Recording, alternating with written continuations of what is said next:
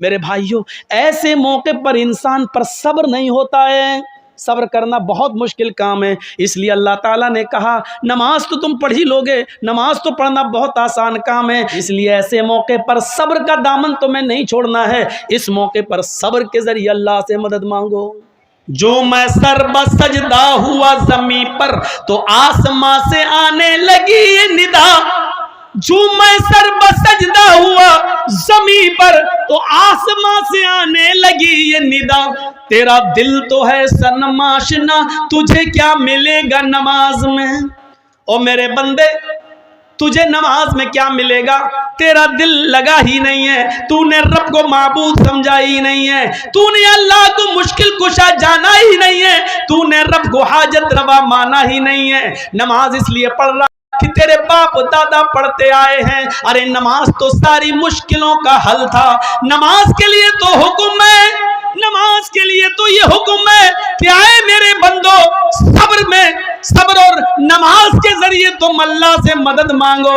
یا ایھا الذین آمنوا استعینوا بالصبر والصلاۃ، صبر اور نماز کے ذریعے تم اللہ کی مدد حاصل کرو، اللہ سے مدد طلب کرو۔ ان اللہ مع الصابرین، اللہ صبر کرنے والوں کے ساتھ ہے۔ وہ ایک سجدہ روح زمین جس سے کانپ جاتی تھی، وہ ایک سجدہ روح زمین جس سے کانپ جاتی تھی، اسی کو ترستے ہیں آج منبر و محراب۔ آج اس سجدے کی ضرورت ہے، آدمی دونوں ہاتھ زمین پر رکھے، ناک اپنی زمین پر رگڑے، ماتھا اس کا زمین پر ہو۔ مولانا ابوالکلام آزاد نے کہا تھا کہاں چلی گئی تمہاری وہ نمازیں، تمہارے وہ سجدے کہ جب تم سجدے میں اپنا سر رکھتے تھے اور بارشیں نہ ہوا کرتی تھیں، قحط پڑا ہوتا تھا، تم مسجدوں میں نماز کے لیے جاتے تھے اللہ سے دعا مانگنے کے لیے کہ اللہ بارش نہیں ہو رہی ہے، لوگ بھوکے مر رہے ہیں، فصلیں تباہ ہو جائیں گی، ایک سجدہ کرتے تھے، اور اس سجدے میں جب رب کو پکارتے تھے تو ابھی سجدے سے سر نہیں اٹھتا تھا کہ چاروں طرف سے بادل چھا جاتا تھا، اور جب تک تم نماز پڑھ کے سلام پھیرتے تھے آسمان سے موسلا دھار بارش ہونے لگتی تھی۔ کہاں چلی گئی وہ تمہاری نمازیں، کہاں چلی گئی تمہاری وہ عبادتیں؟ آج تم سجدے میں جاتے ہو، کہتے ہو اللہ میرا حال دیکھ، اوپر سے آواز آتی ہے بندے اپنا نام اعمال دیکھ۔ ایک ہماری بھی نمازیں ہیں، ادھر بھی سجدہ،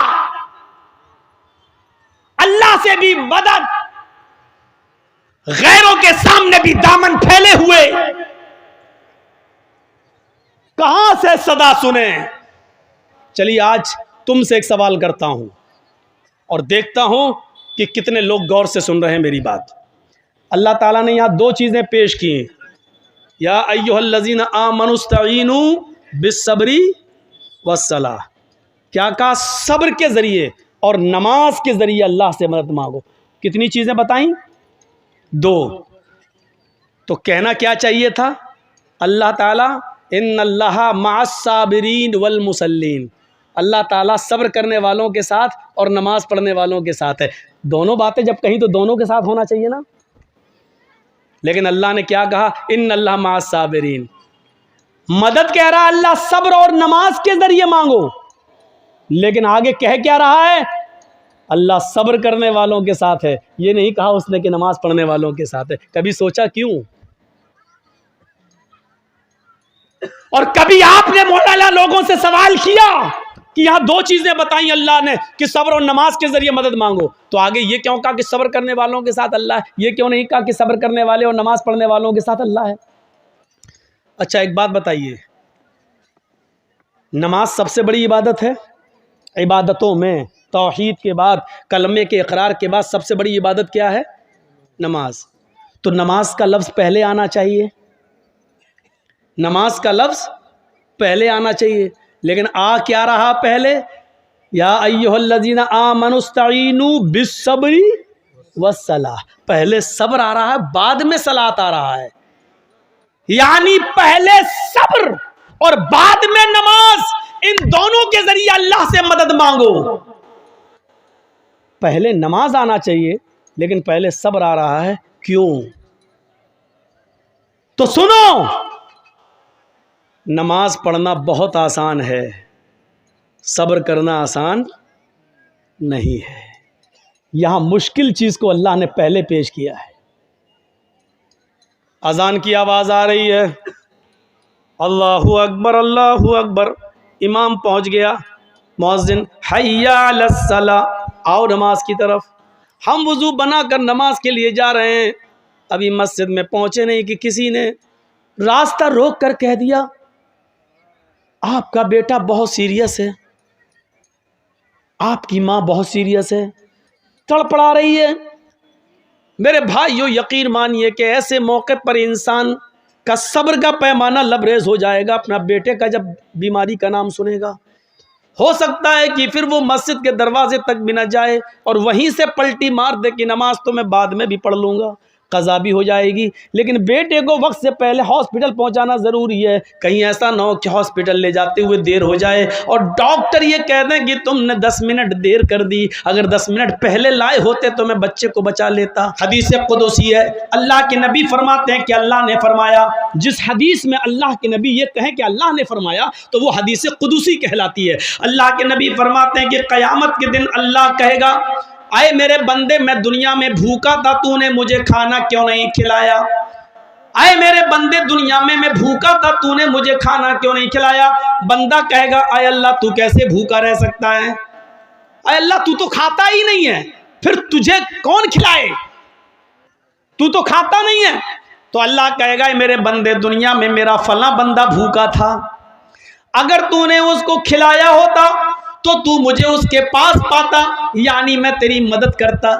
اگر تو نے کسی بھوکے کو کھلایا ہوتا تو میں بھی تیری مدد کرتا۔ ہائے میرے بندے، دنیا میں ننگا تھا، تو نے مجھے کپڑا کیوں نہیں پہنایا؟ بندہ کہے گا، اے اللہ تو سب کو کپڑے پہناتا ہے، تو کیسے ننگا ہو سکتا ہے؟ ہائے اللہ تجھے کون کپڑا پہنا سکتا ہے؟ تو اللہ کہے گا، دنیا میں میرا فلاں بندہ ننگا تھا، اس کے پاس پہننے کو کپڑے نہیں تھے، اگر تو نے اس کی مدد کی ہوتی، اس کو کپڑا پہنایا ہوتا تو مجھے اس کے پاس پاتا، یعنی میں تیری مدد کرتا۔ تو نے دنیا میں اس کی مدد نہیں کی، اس لیے ہم نے بھی تیری مدد نہیں کی۔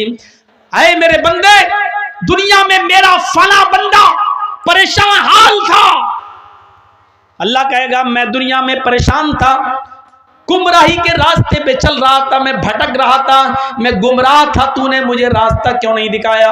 بندہ کہے گا، اللہ تو سب کو ہدایت دیتا ہے، پھر تو گمراہ کیسے ہو سکتا ہے؟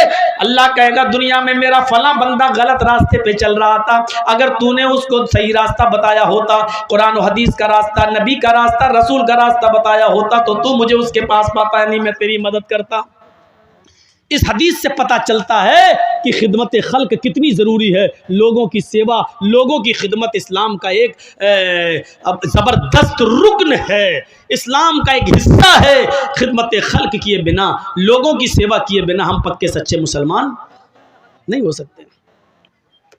حضرت موسیٰ بھی نماز پڑھا کرتے تھے، کہا کرتے تھے اوصانی بالصلاۃ، مجھے نماز کا حکم دیا گیا ہے۔ حضرت ابراہیم کے اوپر بھی نماز فرض تھی، کہا کرتے تھے ان صلاتی و نسکی و محیای و مماتی للہ رب العالمین، اللہ میری نماز، اللہ میری قربانی، اللہ میری موت، اللہ میری زندگی، یہ سب تیرے لیے، اللہ رب العالمین کے لیے ہے۔ دیکھ، یہ سارے نبیوں پر نماز بھی فرض تھی، ابراہیم پر بھی تھی، موسیٰ پر بھی تھی، عیسیٰ پر بھی تھی، سارے نبیوں پر نماز فرض تھی، تو محمد رسول اللہ صلی اللہ علیہ وسلم پر بھی نماز فرض کر دی گئی ہے، اور نبی کے ذریعے امت اسلامیہ پر بھی نماز دی گئی ہے۔ ہندو دھرم کو نماز سے کیسے دور کیا جائے، جبکہ ہندو دھرم کے اندر بھی کوئی نہ کوئی نبی آیا ہے، کوئی نہ کوئی پیغمبر ضرور آیا ہے۔ اللہ کہتا ہم نے ہر قوم کے اندر ایک نبی بھیجا ہے، وَلِكُلِّ قَوْمٍ حَادٍ، ہم نے ہر قوم کے اندر ایک ڈرانے والا بھیجا ہے، ہر قوم میں ایک نبی ایک رسول آیا ہے. ظاہر ہے ہندو بھائیوں میں بھی کوئی نبی ضرور آیا, اور جب آیا ہے تو اس نبی پر بھی نماز فرض تھی, اور اس نے ہندو بھائیوں کو بھی نماز کی نمنتر دعوت ضرور دیا. اسی لیے ہندو دھرم کے اندر بھی نماز کا ثبوت ملتا ہے. شریمد بھاگوت گیتا کا ادھیائے 6 اور منتر نمبر 10 پورا کا پورا نماز سے بھرا ہوا ہے. یوگی یجید ستتماتمانم راسستھا ایکاکی اچتاتما نراشیر پرگرہا. جب ایشور کی پوجا کرو تو پورے شریر کا یوگ کر لو, پورے شریر کی ایکسرسائز کر لو, اٹھو بھی بیٹھو بھی ساشٹانگ بھی کرو یعنی سجدہ بھی کرو, 8 انگوں کو دھرتی پر بھی رکھو اور ایشور کو پرسن کرو. پنچم سمیا کرتویہ, اور یہ پوجا 5 وقت 5 ٹائم کی جائے گی. مرگا چرم, اور یہ پوجا پاک زمین پر پوتر دھرتی پر کرو, اور اگر پاک زمین نہ ملے یعنی زمین ناپاک ہو یا زمین پاک نہ ہو تو مرگا چرم, مرگ مانی ہرن اور چرم مانی چمڑا, ہرن کا چمڑا یعنی ہرن کی کھال کو جائے نماز بنا کر زمین پر بچھا لو اور اس کے اوپر تم ایشور کی پوجا کرو, اس پر عبادت کرو, اور عبادت بھی پورے شریر کی کرو. دیکھیے اللہ, یہ پورے شریر, ہاتھ کی عبادت, ہاتھ کی ایکسرسائز, اللہ اکبر, رکوع کر رہے ہیں آپ, یہ کمر کی ایکسرسائز, ریڑھ کی ہڈی بالکل سیدھی ہونی چاہیے, کمر ایسی ہونی چاہیے رکوع میں. کوے کی چونچیں مت مارو نماز پڑھتے وقت. بہت سے لوگوں کو آپ نے دیکھا ہوگا اللہ سے مطلب اللہ اکبر سبحان رب العظیم سبحان رب العظیم سبحان اللہ اکبر, کوے کی چونچیں مار کے بھاگ رہے ہیں, نہ کمر سیدھی نہ قیام صحیح. تو آپ پہلے رکوع میں جائیں اور یہ انگلیاں کھلی رہیں, یہ رکوع سیکھو. نمازیں تو بہت پڑھی ہوں گی, سیکھو یہ انگلیاں کھلی ہوں, مضبوط طریقے سے گھٹنا پکڑو, ہاتھ ٹائٹ کرو سیدھے, اور کمر بالکل سیدھی. اس کے بعد پڑھو سبحان رب العظیم سبحان رب العظیم, ایسے نہیں, سبحان ربی العظیم سبحان رب العظیم ایسے نہیں, ایک ایک جملہ صاف, ایک ایک لفظ صاف. سبحان ربی العظیم, ربی العظیم, سبحان ربی العظیم, سبحان ربی العظیم, 3 بار 5 بار 7 بار, کم سے کم 3 بار اس کو پڑھیے. لیکن کب؟ اللہ اکبر سبحان اللہ, تب تک کمر ہی سیدھی, پہلے پکڑو گھٹنا, کمر سیدھی. جب آپ پوری طریقے سے جب رکوع میں چلے جائیں اور آپ کی کمر جب بالکل سیدھی ہو جائے, اس کے بعد پڑھو سبحان ربی العظیم.